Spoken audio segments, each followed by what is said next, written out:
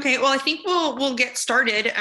What I'd like to do is kind of set up the presenters and let you know a bit about the work that they're going to be sharing with you. And then some people might roll in. You will notice that your microphones are muted.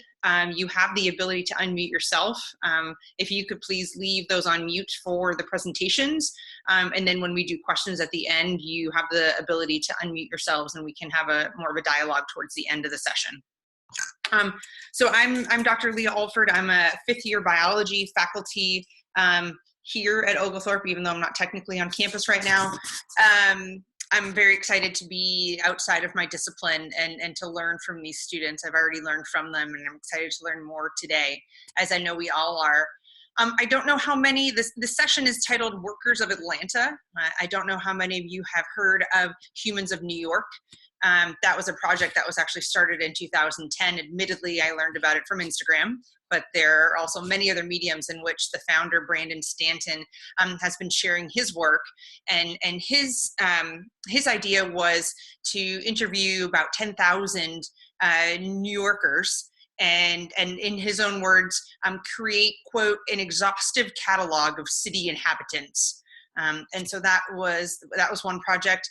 Here, the goal is a little bit different. Here, the goal of the Workers of Atlanta is, and I'm quoting Dr. Pham here, to capture the lived experiences of Atlanta workers of various occupations. So the students that will be presenting in this panel did most of their work in Dr. Janelle Pham, who's joining us here today, in her 300-level sociology class, The Sociology of Work and Occupations.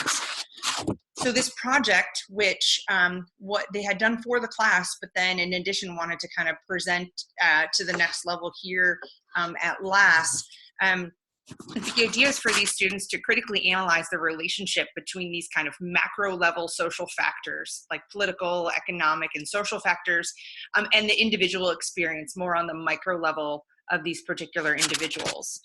As I was reading through the assignment and chatting with the students, there are a few different considerations and challenges that came along with this work that I just wanted to make sure everybody appreciates before they start to listen to this. These students went out and interviewed strangers. They were not allowed to interview someone that they knew. So that presents its own challenge. Going out and interviewing, what is that interview going to look like? So the students worked together as a class to develop the interview protocol itself.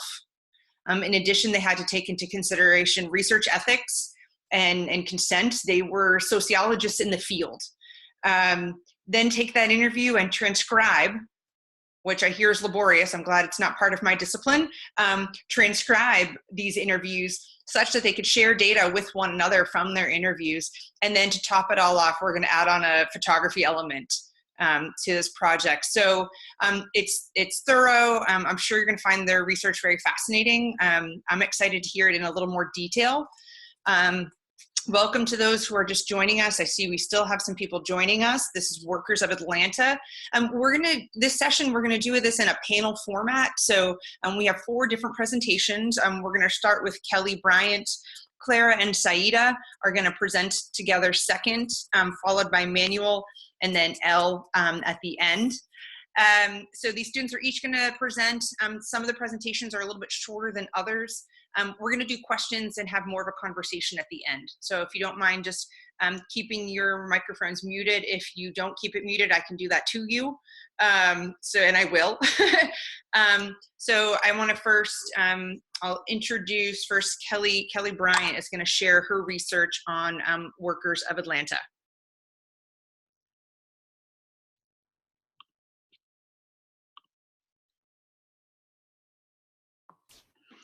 Hi, I want to say thank you to Dr. Alford for that introduction.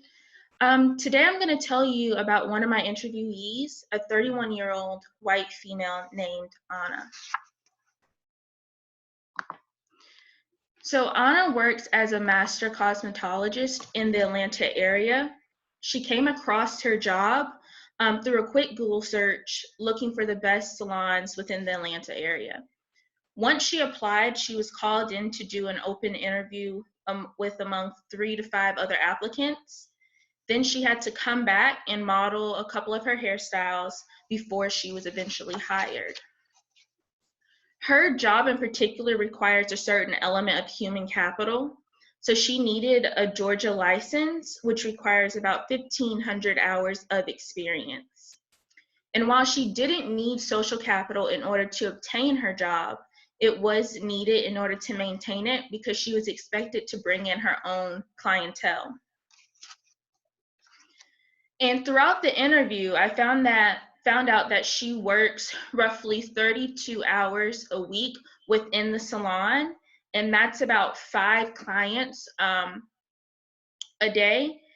But outside of that, she also books her own clients on the side through her own business.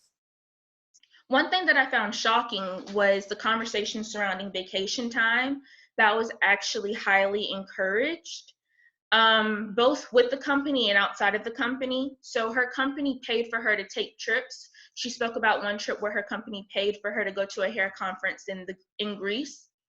And she's also expected to take vacation time on her own. And so that means that her job has a certain element of move work, which is when an individual is able to move around their schedule in a way that's flexible and accommodating to them.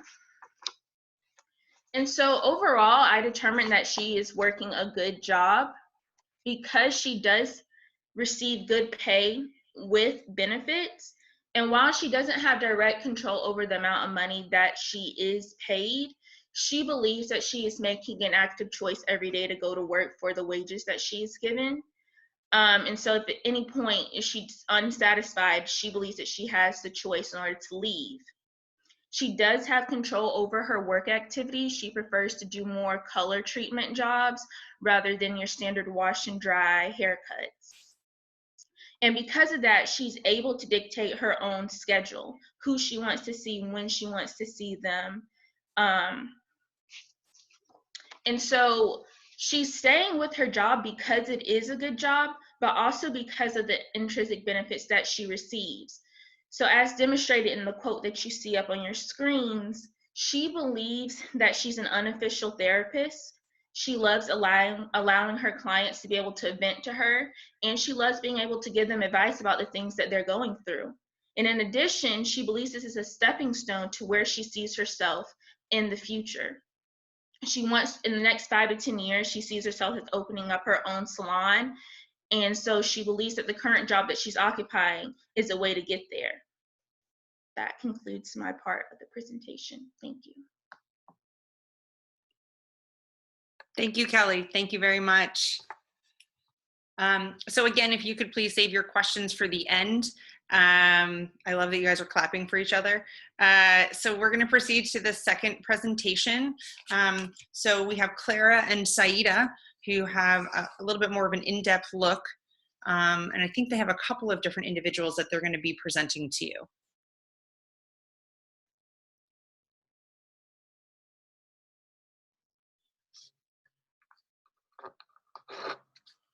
Sorry, I was muted.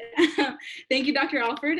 Like mentioned, Saida and I will be talking about Workers of Atlanta, and we want to start off with presenting this statement. So due to the polarity between good and bad jobs in the modern era of work, the experiences of white collar and blue collar workers vary drastically. And our presentation will kind of center these differences among those two kinds of workers. So as Clara mentioned, we're focusing on workers in the age of flexibility. And this is a period that is marked by the post-war era.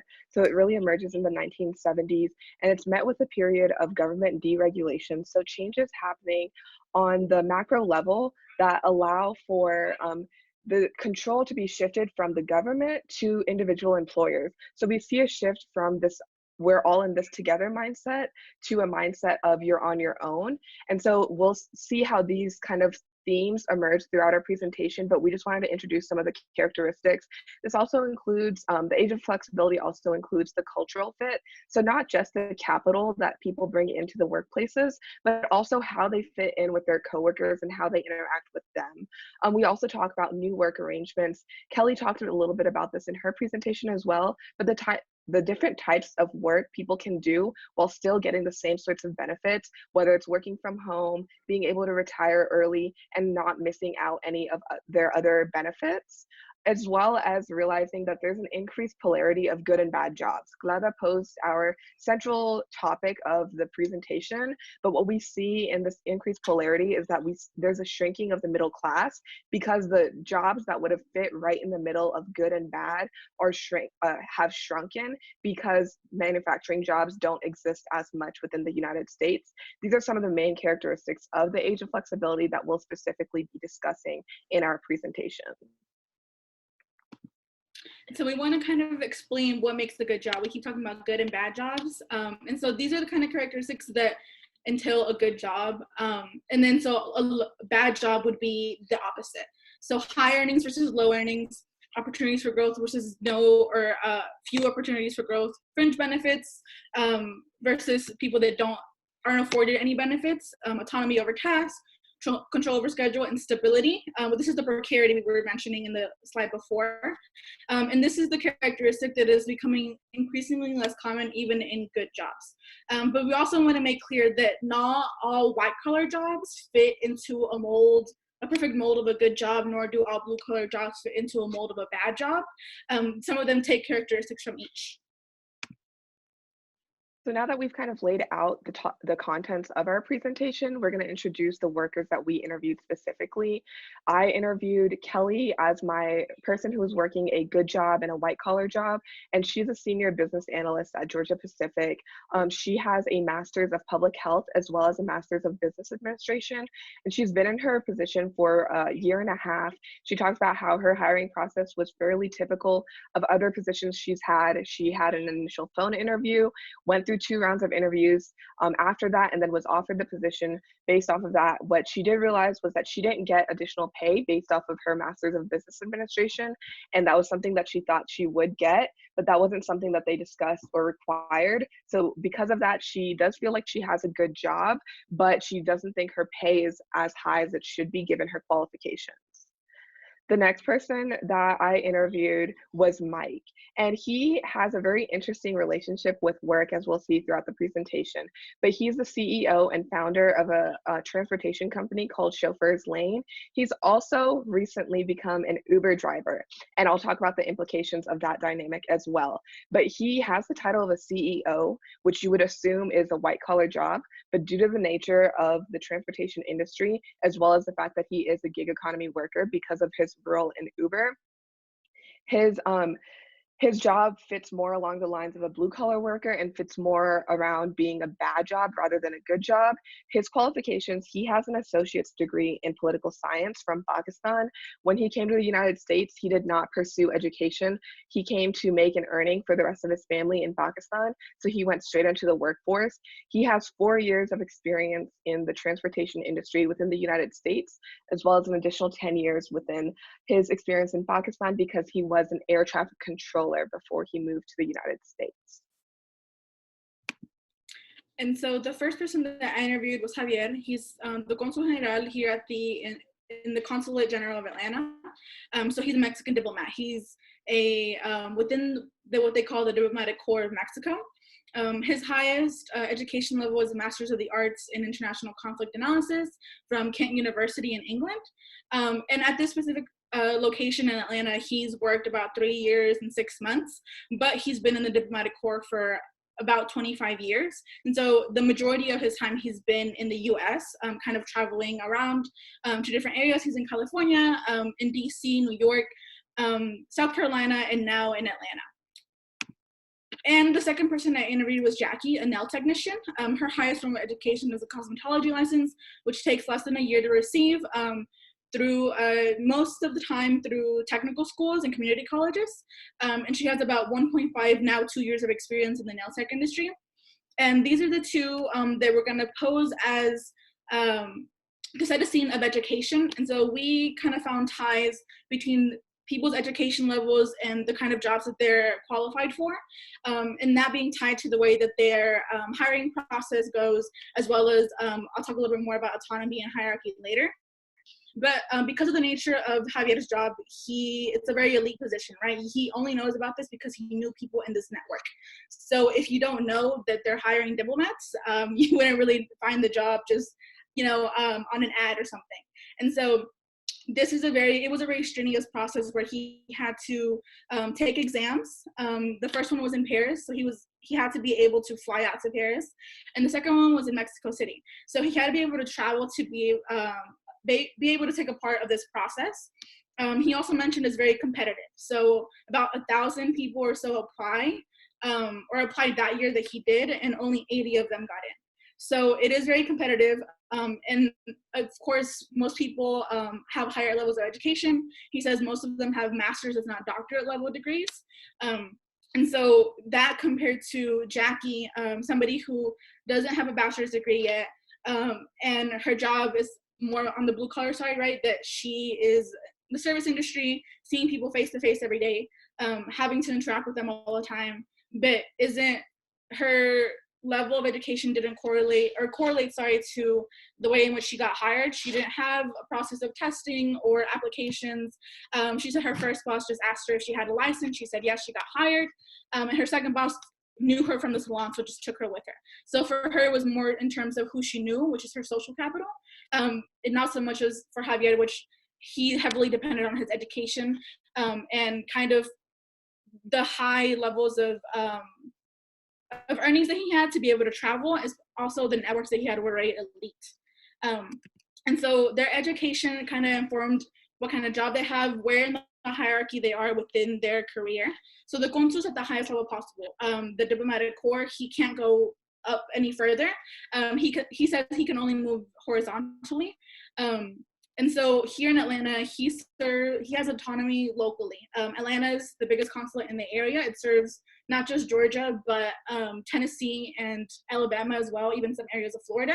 And not just Mexican residents, they also serve some other nationalities that may not have a consulate in the area. So he sees and is over thousands of people every day. His workers in the consulate, he kind of has control over them as well. He's not being micromanaged by the Mexican government. So he's at will to create the partnerships he believes he needs to create in the area and create programs that he believes are going to be good for the community. Because he's at the top of the consulate, he has autonomy over his schedule. He decides if he wants to come in late, leave early, not come in at all, or he has the ability of what was mentioned earlier, move work arrangements, where he can kind of go home and work from home. The nail tech, on the other hand, is again a blue collar job, and because of her hierarchy, she has managers and the store owner over her, and so she is kind of at a more advanced level within the hierarchy because she's a nail tech, and most people start off at pedicures and receptionists, but she is one of two. And so she kind of feels like she has autonomy over her work, but when you really look into it, she doesn't really have much autonomy because she's having to work all day, every day, doesn't have any official breaks. And again, she's one of two, so she has to be on the clock, she has to work. She's kind of at the mercy of her customers, right, and of her manager. So as Gleva talked about the autonomy of her interviewees, I also saw similar patterns. Mike he says that he has full control over his schedule, but he doesn't have a schedule. Because of the fact that he is also, like Gleva said, the nail tech was, he's at the mercy of his customers because he has to have a certain number of people that he picks up and drops off every single day to make sure that he's not in a financially strained position throughout the rest of the few weeks. So his day typically starts at 4:30 in the morning. He said on a really great day, he could be back home by 1 p.m. and not be worried. But most of the days he's actually home around 11 p.m. or midnight. And I'll talk about the implications that kind of schedule has a little bit later in the presentation. But you see that even though he gets to decide which calls he takes, what people he picks up and which he doesn't actually get to decide that as much because he still has to make sure he's making enough money to be able to provide for his family. Kelly, on the other hand, has more control over her daily task. Her supervisor will tell her something that just needs to be done, whatever the out product is. However she gets to the product doesn't really concern him. He just wants to make sure it gets done by the date it needs to be done, so she can take over and control her daily task as much as she wants. So we see that difference between the good and the bad job right there. As well, in regards to precarity, Kelly talks about how she has to stay relevant in her Tableau and SQL skills. Those are the two skills that she uses in her work.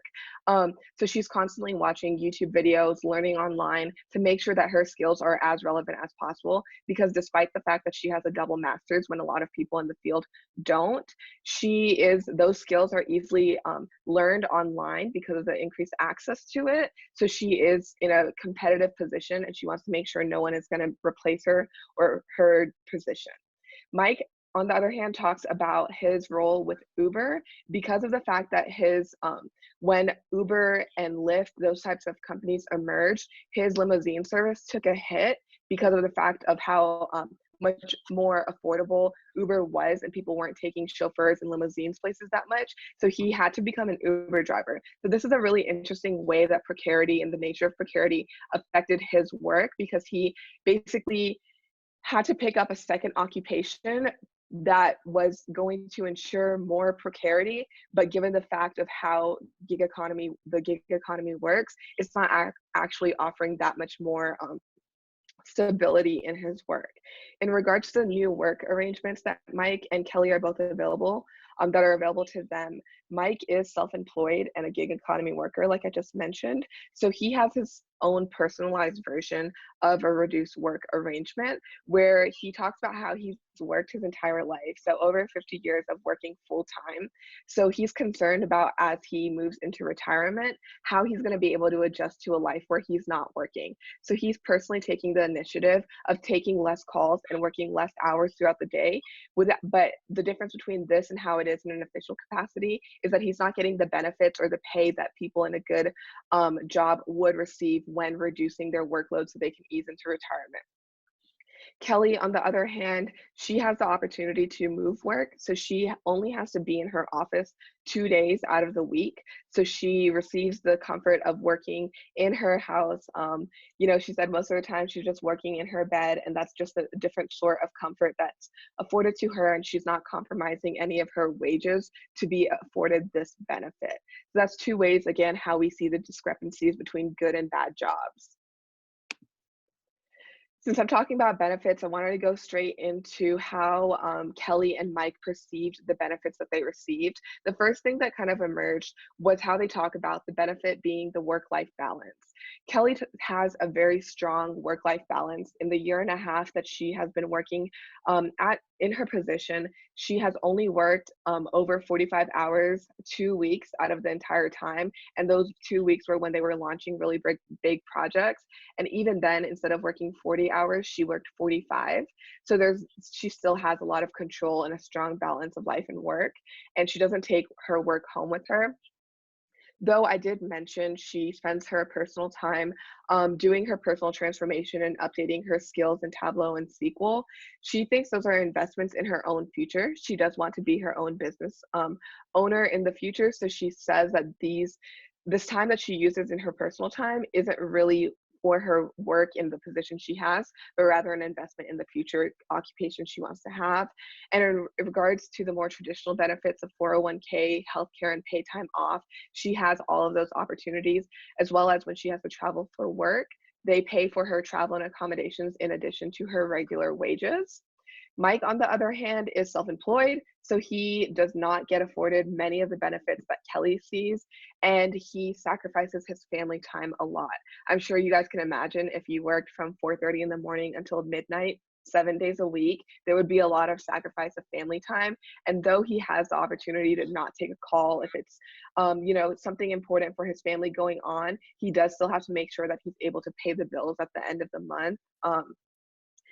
Though when I interviewed him, there were no official benefits for self-employed people or people working in the gig economy. We see a shift in that, of course, with the nature of the pandemic currently. But at the time of the interview, he did not receive any sort of government support or any unemployment support in both of the occupations that he had. And so for rewards and benefits, the people that I interviewed, Jackie gets paid commission because of the nature of her work. She gets 60%, which she says is more than most salons. So her and coworkers feel like this is a fair compensation for their work, mostly because she says they know that if they go somewhere else, the commission is about 40 to 50%. So they know that they're better off than they would be in other places. The consul, because of the nature of his work, he does get a salary. Plus 30 days paid vacation, health insurance for himself and his family, and he gets what's called an aguinaldo. And I'll talk a little bit more about that towards the end, but aguinaldo is specific to Mexican workers. And so on workplace culture, we mentioned this a little bit, and kind of a cultural fit.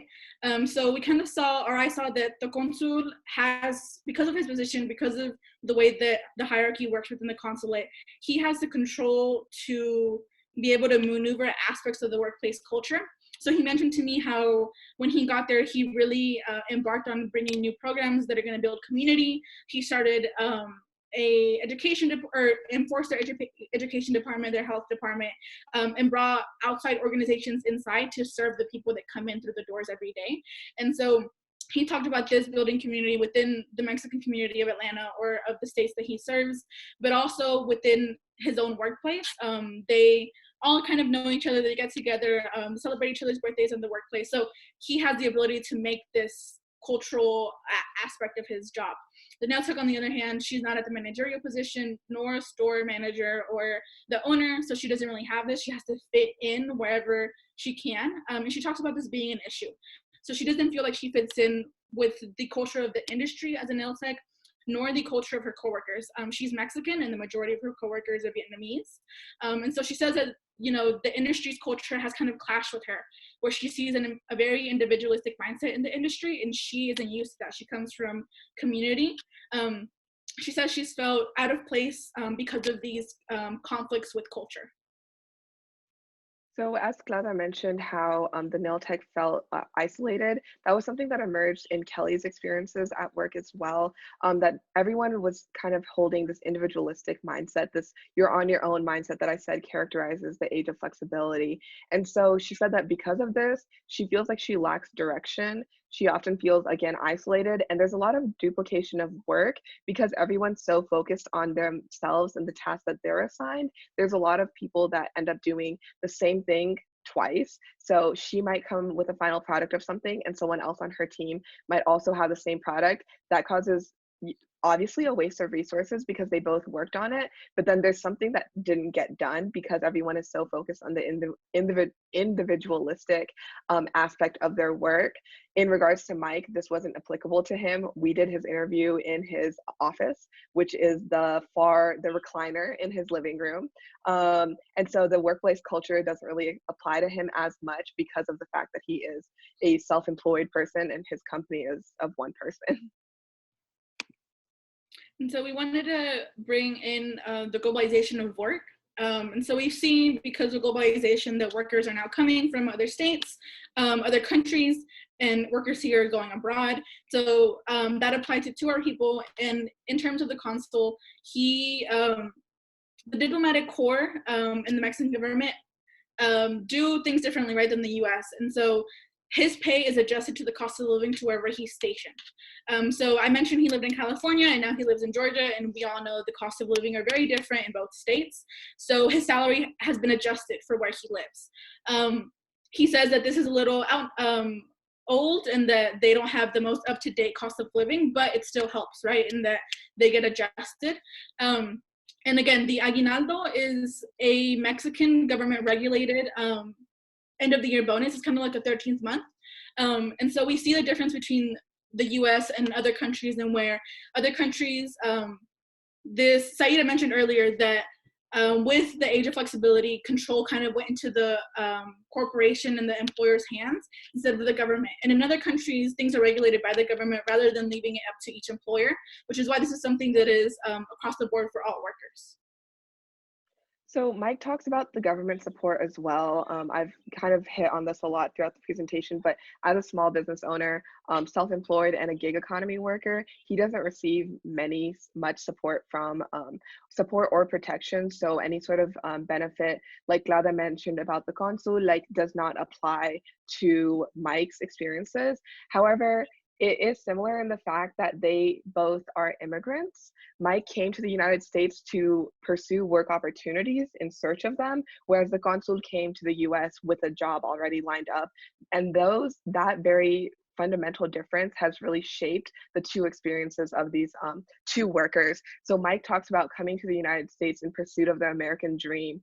And we see through this quote, that he is not someone he does not think that he's failed at the American dream. He's very, very optimistic about the American dream, but he's real about it as well. He says that America is not a bed of roses. You have to work over here really, really hard. You have to just believe in yourself. Do not listen to the people. So we thought this was a good quote to sum our presentation up with because it emphasizes this you're on your own mindset. For someone who came to the United States in search of work and has been working in basically same level jobs for over 40 years, you see that this idea of growing doesn't exist as much because of the fact that people are left on their own. There's no sort of government mandate that people have to be afforded a certain number of opportunities of growth. Rather, they're just there, and what they do is on their own. And so, like he said, you have to believe in yourself and do the work yourself. So really focusing in on making sure that you're the one responsible for the growth that you experience and the satisfaction you experience. And this was something that was evident across not only the 4 interviews that Glada and I conducted, but across all 30 interviews that we conducted in the class. That regardless of if you were in a good job or a bad job, you were working. Glada mentioned the consul, who is in the highest position within the diplomatic corps. He's still working to actively implement new programs and policies.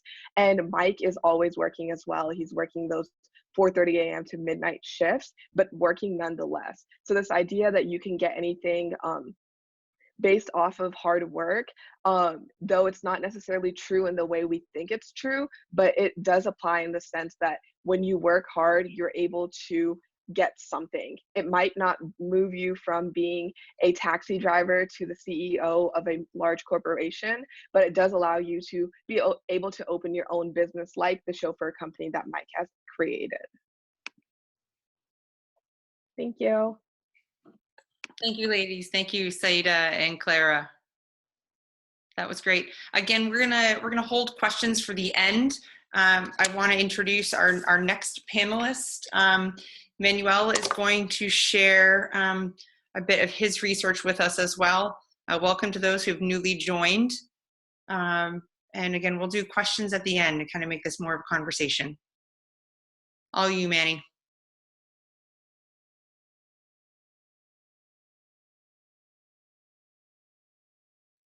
Hello. Yes. Okay. So this is, well, first of all, thank you, Dr. Alfred.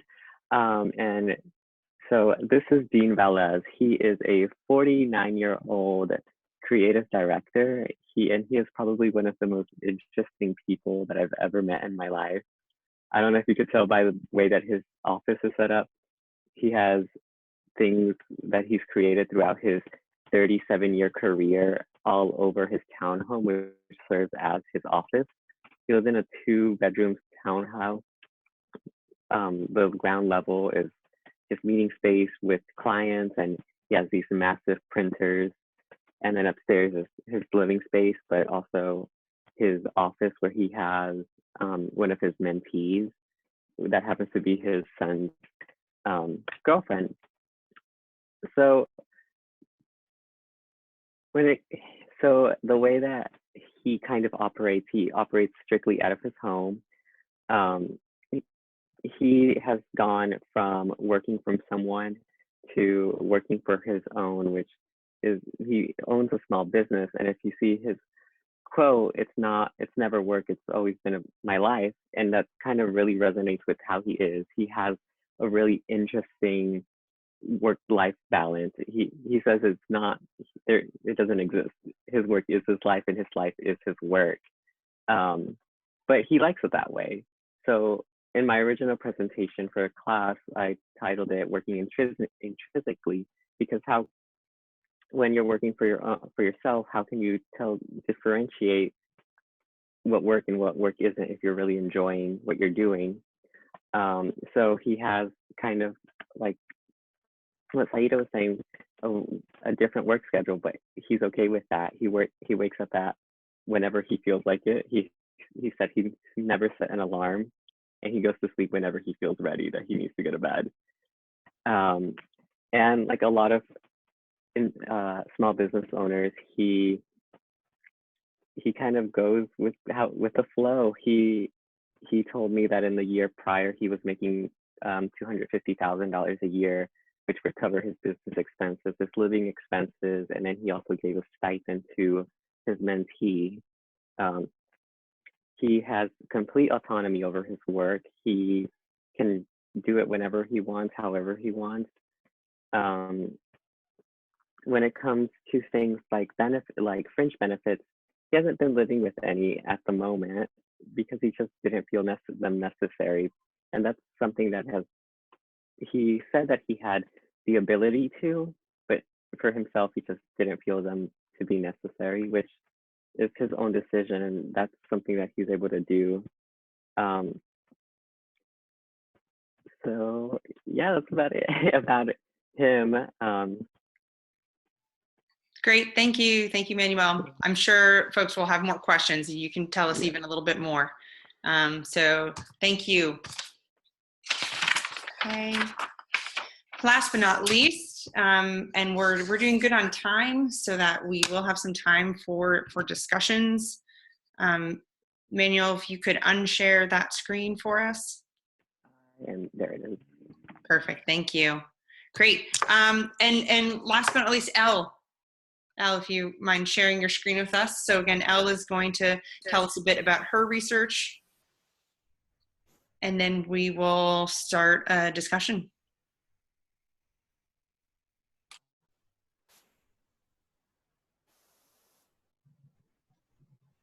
Great. I think I lost my video for a second. Okay, so thank you, Dr. Alford. My presentation synthesizes all 30 interviews to assess the new economy's valuation of social, human, and cultural capital in finding and maintaining work. I'm going to briefly go over the differences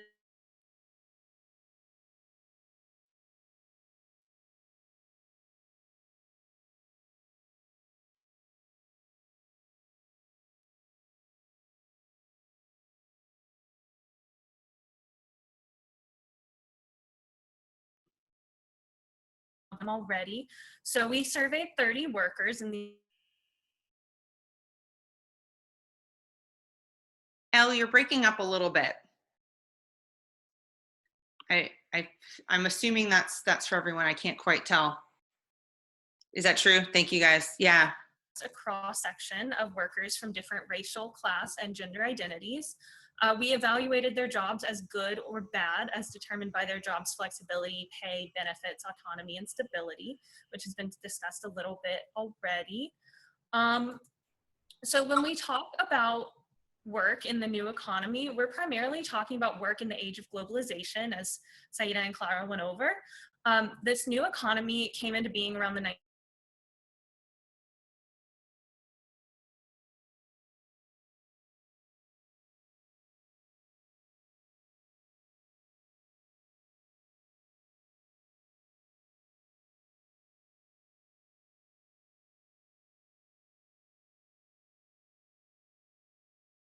and also, just to quickly reiterate, when we talk about good or bad jobs in the new economy, we're looking at where a participant's work situation falls under these 5 criteria.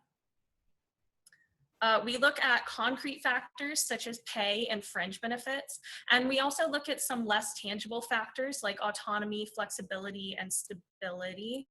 I'm sorry. Can everybody hear me okay? I'm sorry, I just got a chat that said I'm breaking up. Okay. So autonomy refers to a worker's ability to control how they perform their job functions, and flexibility refers to a worker's control over their working hours and location.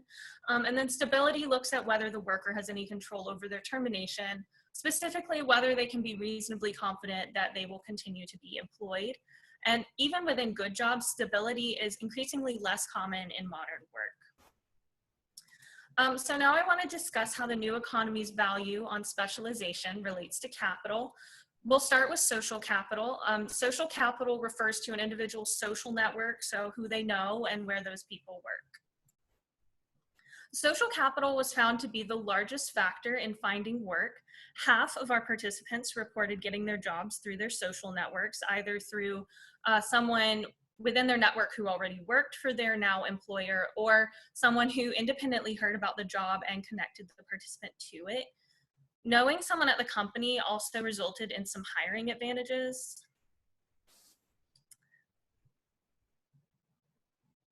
Am I back? Okay. Okay. So knowing someone at the company also resulted in some hiring advantages where participants reported the application or interview processes were foregone entirely if they had a connection to the company. Social capital also proved key in launching one's own business. 2 of the participants in the study who did own their own businesses attributed their initial success to the business connections, to their business connections in addition to their prior experience and expertise. The new economy's evident emphasis on personal networks was easily seen in the data across both white collar and blue collar jobs and across good and bad jobs. So it's abundantly clear in our Workers of Atlanta data set that social capital is the true key to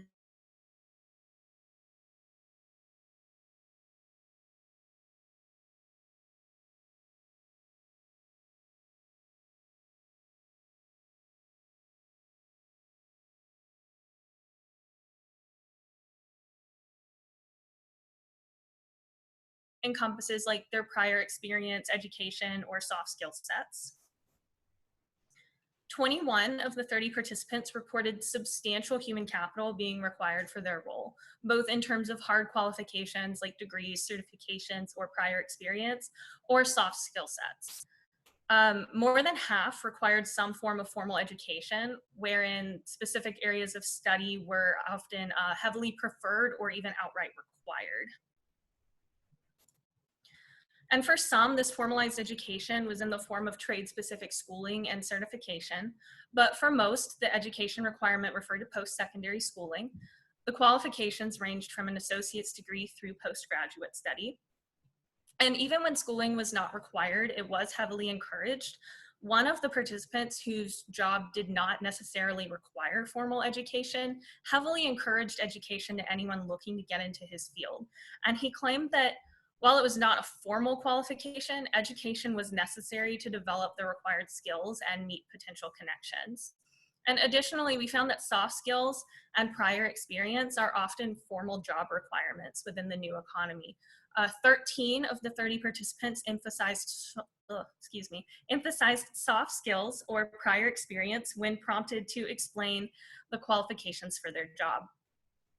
But usually it was a combination of education and soft skill qualifications that actually resulted in employment.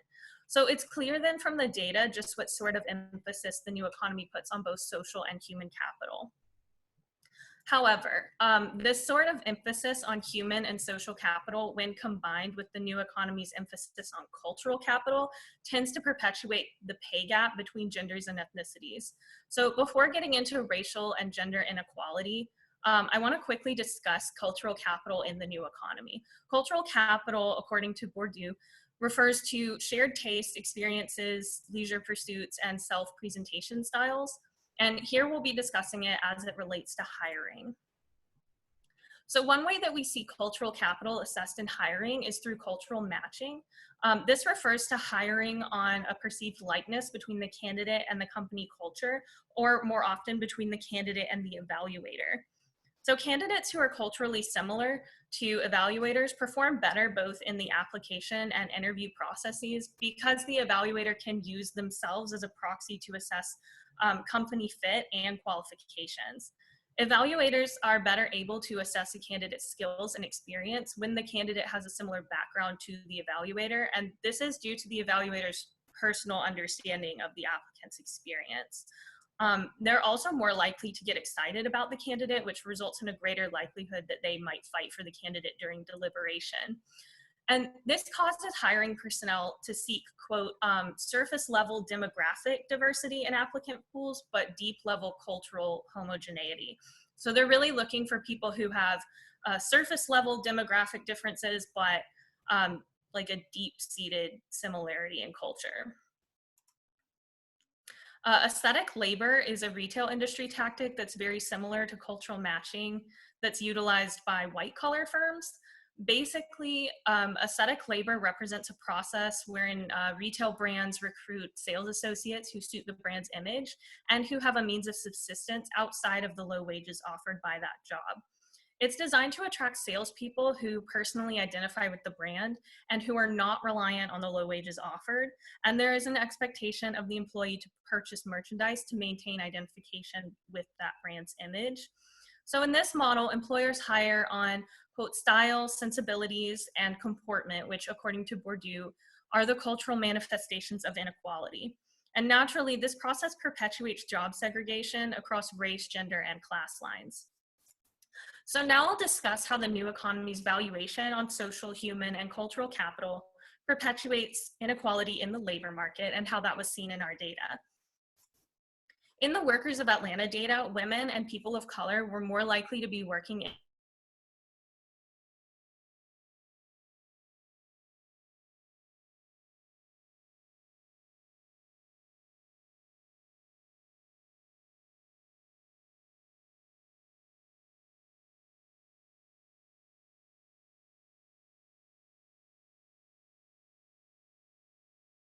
pay. We also found that jobs in traditionally female industries,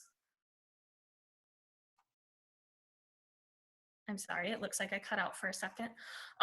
So in this study, women, regardless of their race, were more likely to report dissatisfaction with their pay. And we also found that jobs in traditionally female industries were almost wholly filled with women. So with one exception, our samples from human resources, social work, health and beauty, and education and childcare were all women. And of these women, only 2 reported satisfaction with their pay. This is particularly informative when it's considered in its larger historical context. So in the past, some industries have been targeted at women specifically because it was legally allowable to pay them less. The justification was that women had men or other family members to supplement their income, and thus they did not need wages as high as those of men. However, more than a century later, in a supposedly equal environment, women in the sorts of occupations traditionally relegated to women are still reporting high levels of pay dissatisfaction. So furthermore, women are just not socially seen as possessing the qualities necessary to succeed in leadership and managerial roles. This was seen in our data set as well, as male participants almost exclusively occupied the higher pay entrepreneurial and leadership roles within the study. This particular stigmatization of femininity paired with the aforementioned devaluation of traditionally female occupations is exactly what continues to fuel the gender pay gap today. And furthermore, when employers put hiring emphasis on cultural capital, including the use of cultural matching and aesthetic labor, it disenfranchises already underprivileged groups such as women and more particularly ethnic minorities. As we discussed previously, an emphasis on cultural matching, for example, can lead a hiring manager to use themselves as a proxy when evaluating a candidate's potential fit into the culture of the organization. And that leads them to favor candidates who match their interests and cultural backgrounds. And this results in subtle hiring discrimination when the hiring manager's cultural background, as it often does, skews toward traditionally white or masculine pursuits. Skipped one slide. So the HR business partner in the study addressed this discrepancy when discussing cultural fit as a hiring criteria at her company. She said, and I quote, "I know tech companies are a little more flexible with hard certifications because they're really actually looking for fresh college grads, soft skills, people that really fit the culture." And she later went on to say how the current office population lacks ethnic and age diversity when she said, "We also have situations where we don't hire somebody and they come back and ask if it was because of the color of their skin or because they're older than the rest of the company, because they noticed that we didn't have a lot of diversity in the group of people that we have." So her statements here regarding cultural fit and the lack of workplace diversity then confirm that cultural matching does in some way drive hiring inequality. In terms of aesthetic labor, it also discriminates against low-income groups who do not possess the financial means to buy the clothes necessary for these retail jobs. The discrepancy between the low wages and the job's aesthetic demands then perpetuate inequality. So in our study, we had one participant who worked in an environment that utilizes aesthetic labor. She claimed that the discrepancy between her pay and the job's expectations of purchasing is why she's not further along in her education. It's therefore hindering her from pursuing the one qualification linked to closing the gender and racial pay gaps. So in conclusion, our study highlights how the new economy emphasizes the need for social networks in order to find work, demands specialization as demonstrated through human capital, and heavily values cultural capital to succeed in the hiring process. Furthermore, the mechanisms of inequality were found to still be very much present within the new economy and are even exacerbated by its value of cultural capital. So thank you so much for listening.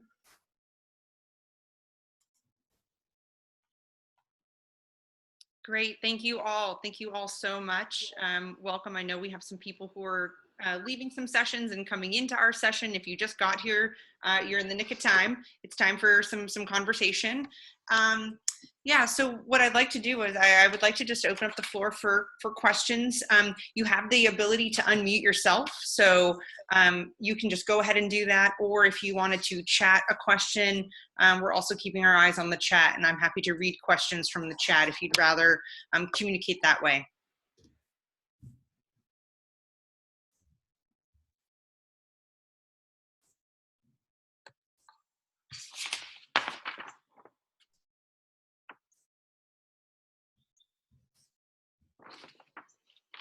I'll start with a question then. I was wondering, a few of you brought up this idea of work-life balance. I'm wondering, you know, the priority of having a balance. Manuel, you were saying, you know, there's no balance. My work is my life, sort of thing. In looking maybe holistically at all your interviewees or other things that you've learned through this course, is there any correlation between occupation and work-life balance, or prioritizing a work-life balance? Is that priority higher in certain occupations versus others?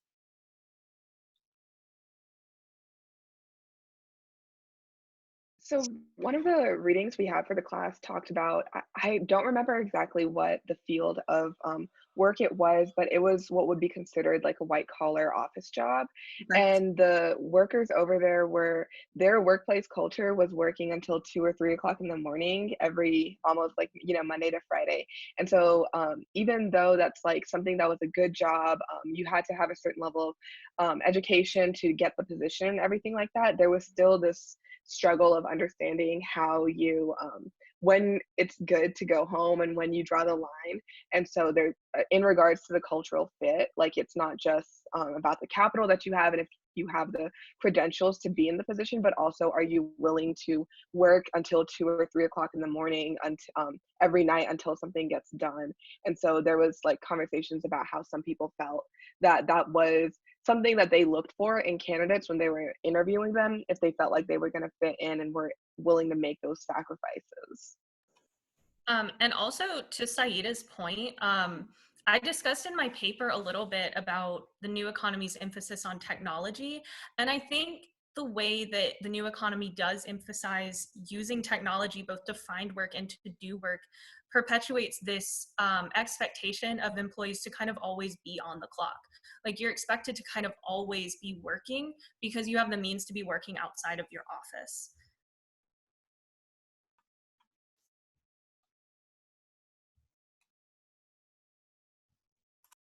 Can I be that person and ask a question? Even though this is about my course. So I'll allow it as moderator. I want to see if they still remember. Okay, so to Elle's point, right, that there's this continued inequality, as Clara and Saida talked about, increasing polarity between good and bad jobs. One of the changes we've seen in the new economy is this growth of the economy, right? So this idea that you can be your own boss, right? And we know gig economy work ranges anywhere from Uber driver up to graphic designer doing your own work freelancing, right? How does the gig economy, it seems great, right? But what is it about the gig economy that kind of perpetuates or grows this gap? Well, for one, it obviously does not provide any benefits towards its employees, which is one of obviously what we all talked about, one of the factors of a good or bad job. Being in the gig economy, being like your own boss, you don't actually get the kinds of fringe benefits offered to W-2 employees, for instance. I think that also with the gig economy, and we saw this in class, and we read a book called The Big Rig about the truck industry, and there's a push in the truck industry from corporations to turn truck drivers into freelancers or into contract workers. And there's this illusion that when you become a contractor, you will earn more, you have more autonomy over your schedule, but in reality we see them having to work more hours, and having to take on loads that they might not have taken on if they were a part of a company. So gig economy may have this illusion of I'm working for myself, so I can, like Saida mentioned also in her interviews, that Mike could pick to end early, but he doesn't have enough money to end early or end the day early, right? And so a lot of these gig economy workers, again, they don't have the benefits that W-2 workers have, like Elle mentioned, nor do they have a really set pay or hourly pay that they can depend on. They have to just work until it's enough. And some of them, like an Uber driver might not have enough, like Saida mentioned, enough calls in a day to end the day early. So they're having to work more sometimes and take on second jobs or do more loads in the instance of a truck driver than they would normally or that they would like to do. Also, just in regards to when you become a contract worker, you become responsible for the products and so in the instance of being a truck driver, you have to keep up with the maintenance of your vehicle yourself. This is something that Uber drivers have talked about a lot, and Mike talked about this a little bit, but the fact that when he first started working in transportation when he lived in New York, the first like limo taxi type company, the company provided that car for it. When he needed oil changes, gas, and all that kind of stuff, they paid for it. But when you become a contract worker, you are your own boss.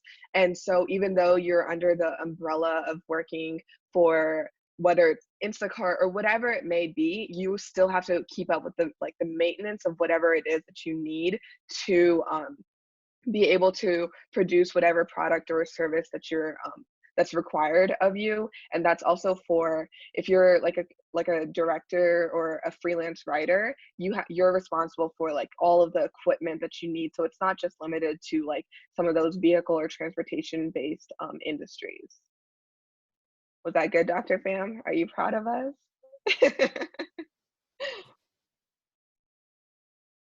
Are many other questions?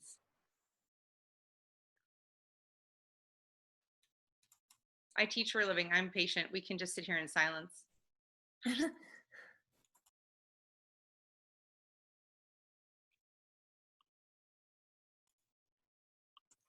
I just sent something through the chat. I'm interested in hearing from you all how these interviews and how this course have sort of changed your own thinking about your own career plans and what you want to be when you grow up.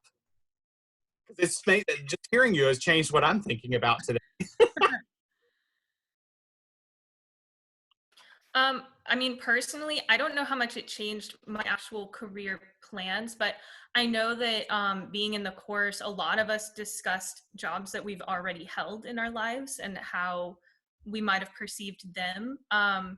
So I know one person that that Manuel interviewed was dealing with being an independent contractor, and I think a lot of us if we have been independent contractors, kind of don't think of it the same way that maybe we did before, where it was like a job that had an income and it's fine.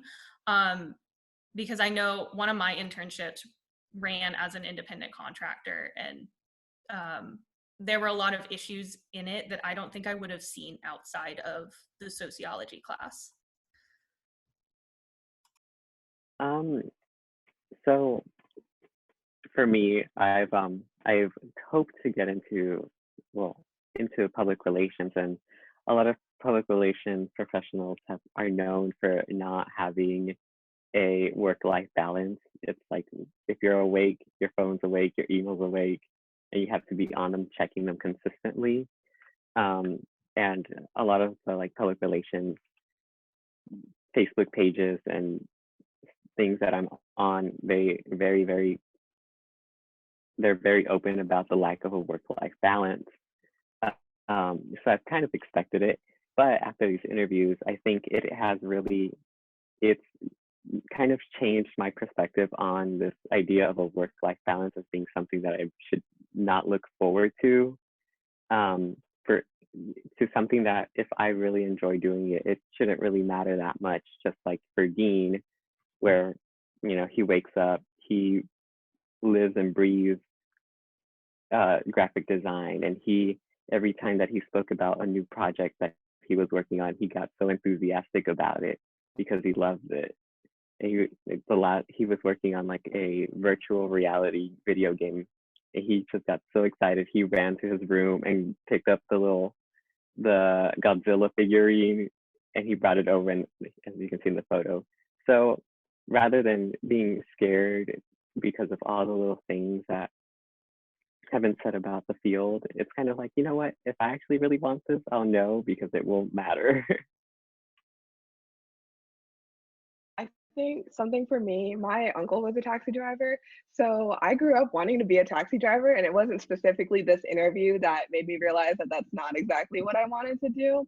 But in like we read this, like glad I mentioned, a book called The Big Rig, which was about the trucking industry. And I know before class, a lot of us in the class would talk about how when we're on the highway and we see a truck driver now, we give them the right of way because we know the struggles that they go for. So on like a more personal level, that's like some of the ways like why I felt like this research was so important, because you get to see how different workers experience work and what their struggles are, which is something that doesn't always get notice, especially for like what we now, like we have this big emphasis on the essential workers and this new this new reality that we're living in. But I think the class overall gave me a new appreciation for some of the people that don't get the recognition that they deserve because of the obstacles that they go through.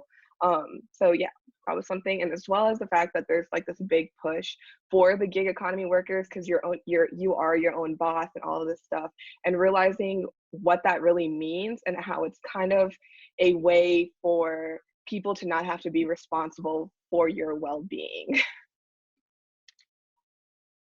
Yeah, I agree with Saida. It's made me a lot more aware of the different jobs and what goes into it. I know, for instance, like for me, just like realizing how strenuous like the job of like truck workers, where I wasn't aware of that before, but now I found myself like, if we're on the road driving, being more sympathetic towards like those jobs. And also there's some jobs that you would think just as a face value that they would be considered a good job, but then when you look at what all plays into it, and if they're the only person in that position, that means a lot more weight is placed onto them. That doesn't necessarily translate to more pay for those type of jobs. And I think that one thing none of us really talked about, or Elle talked about it a little bit in her presentation, but we went more in depth in class of how women are perceived in the industry, especially when they have families.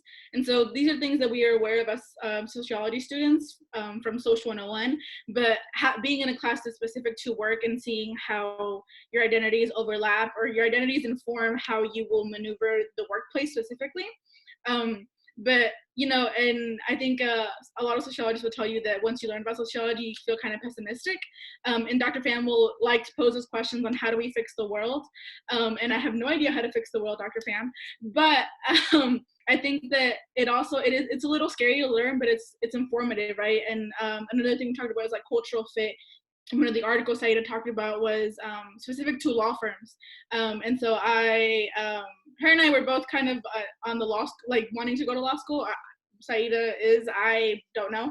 But, seeing these things as, seeing these things that I know that my background would affect the way that I apply to jobs, but actually seeing people or reading articles and research that say, yeah, you're more likely to get hired if you went to Ivy Leagues, or if you grew up rich and were able to play all these sports, or, you know, things that we mentioned about cultural fit, how people like you to be like them, to work around them.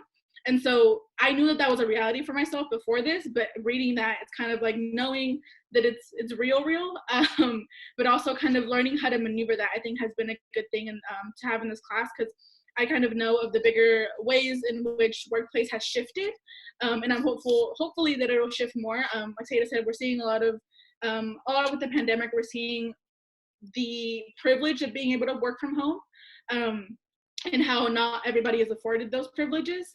But like this class kind of helped me now analyze what's going on in a way that I know, you know, these workers are going through this stuff, or, you know, they're gig economy workers or they're service workers.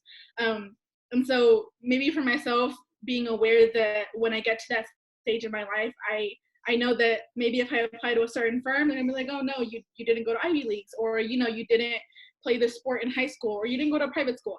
But knowing that that's a thing already is kind of both scary and calming, if that makes sense. Thank you all very much. Thank you. We have time for at least one more question.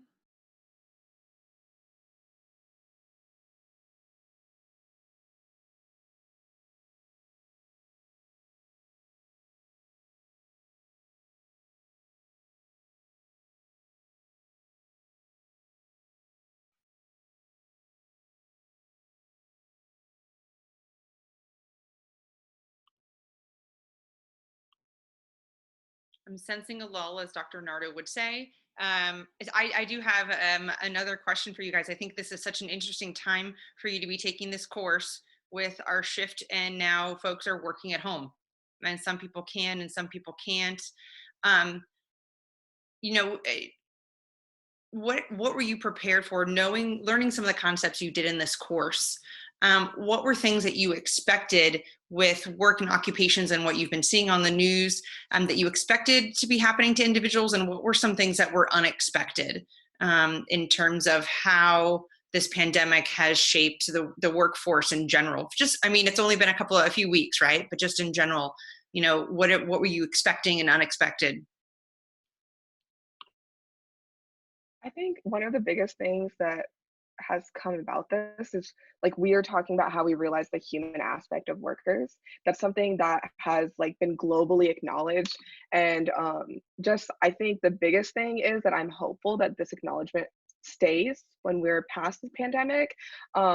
But given how we have been throughout history, I'm not particularly optimistic about that happening.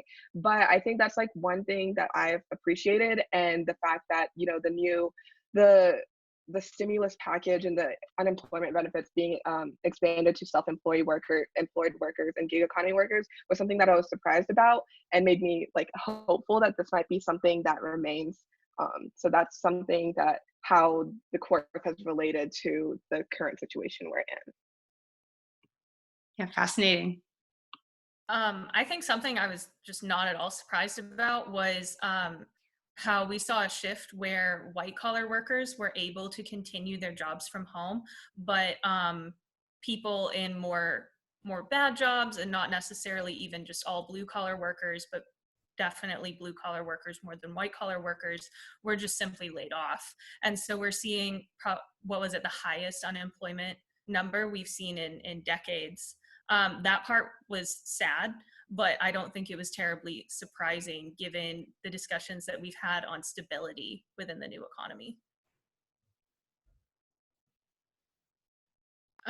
For me, I think it was just seeing the increased need for essential workers, and also some of the jobs that we don't necessarily think about on a daily basis, but how essential they are for us, and they're not necessarily the highest paying jobs. So, but we're demanding on them and needing them a lot more. So I think I'm just hope that those people working in those fields are seeing an increase in their wages, because, you know, we need them a lot more than we ever did. And I think that another thing that was interesting to see, something that I kind of also expected to see, but now everybody else is seeing. We talked in class about how many people it takes to get you a product, right? Like Dr. Freeman had us go through what you do in a day and how many people had to work to get you those things. And so now we're really, I think people are opening their eyes up, if you weren't before, to farm workers, specifically those people that are out in the field workers, right, that are bringing you your food now, that are now essential workers but aren't treated as such. But you're seeing more of that chain, right, of jobs that truck workers, right? I saw an article recently about truck workers having to work more, and we in that class learned about how difficult their jobs are, and so I can only imagine how much more difficult it's become.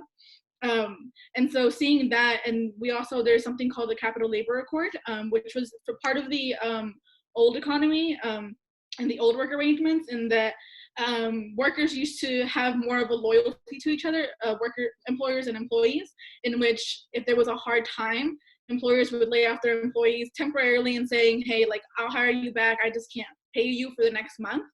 And so seeing a little bit of that now, but it's still not being a loyalty thing, more so of it being like, I just can't pay you. Like, they're not even assured that they're going to be hired back. And so really seeing those stark differences between old economy and new economy, where Sayed and I talked about this you're on your own mindset.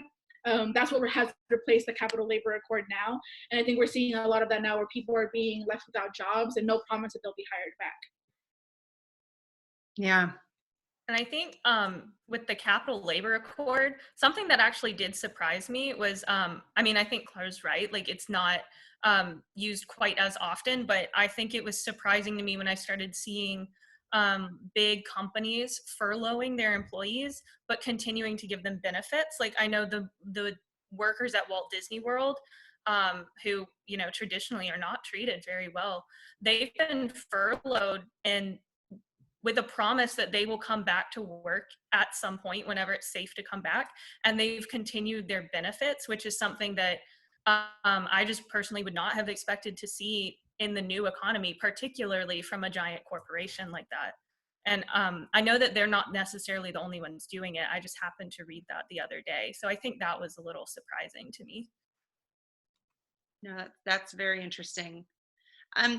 Given the time and the time only, I think we're going to wrap up this session here. Let's give one more either silent or non-silent clap for our presenters, our panelists. That was fantastic. Thank you for bringing me out of my comfort zone and out of the science building. I learned a lot today. I'm sure many people have. Thank you for joining us in this format, and I hope to see some of you at a symposium that will be starting in just a couple minutes next. Take care. Thank you.